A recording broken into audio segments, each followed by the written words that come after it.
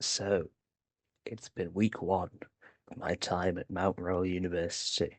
However, of course, like most universities, week one was not first week of classes, but a week of orientation and introduction. On our first day, as usual, we had a little introduction by the international team, telling us to sign all our forms and giving us a little guide of how to get around the university, although most of the information I already knew. After this, we had a little tour of the campus, and then we got some free stuff and free food. Interestingly, this campus is different to the one that I am used to. At the University of Hull, all the buildings are spread out, although they are all in their own campus, unlike some universities which are spread out across the city.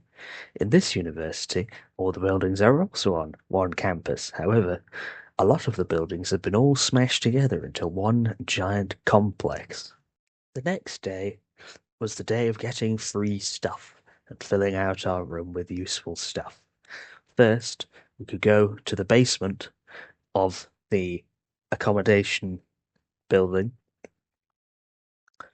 and get for ourselves any stuff that former exchange students had left. On the same day, we all piled into a stereotypical American school bus and headed off to IKEA. Here, we were actually given free food by the IKEA staff. And as there were a great number of biscuits left over, I was able to use the Tupperware that I brought at IKEA to take what was left and bring them home to share with my flatmates. As for the things I brought to IKEA, I of course only brought the essential things that I needed. This is getting out of hand. Now there are two of them. The next day was the first two introductory lectures for two of my courses. Now I find this a little weird because it means that you start your courses halfway through the week. As my timetable is set out, most of my courses are on the Monday, Tuesday, Wednesday, and Thursday. But as we started on a Thursday, we only did two of them, and then we'll have the introduction next week, which I just found a little weird, the way that they set that up.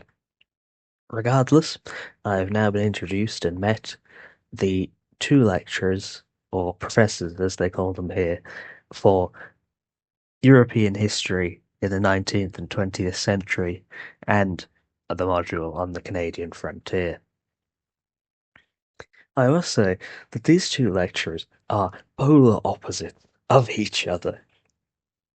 One, for the Canadian frontier, seems very forgiving, and, in her own words, cares more about uh, the fact that I may have learned something and improved my skills than whatever grade I might have got, and appears very lenient on deadlines for assignments and such. The other professor, however, appears to be the exact opposite, stating that if we did not give him a hard copy of our assignment on his desk by 1 p.m., we would be counted as late, and for every working day that we did not hand in our assignment, 2% of the mark would be taken off. Besides a simple introduction to these two courses, there wasn't much work done, nor information espoused by our professors. That will come next week. The next day, I went and got all the books that I needed for my courses. I couldn't have done that the day before because the bookshop was absolutely packed. Luckily, on Friday, it was not. And I was able to collect all the books that I needed. Here, I'd also like to talk about all the lovely stuff that I've been seeing, particularly in regard to the animals. On the campus, there are a multitude of ants all crawling about the place.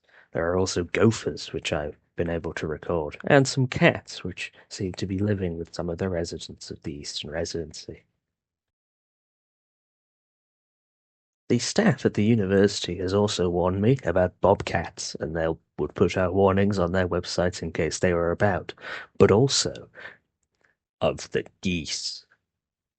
Now, I'm not too concerned with the geese, considering they're the exact same geese that we have back in the UK.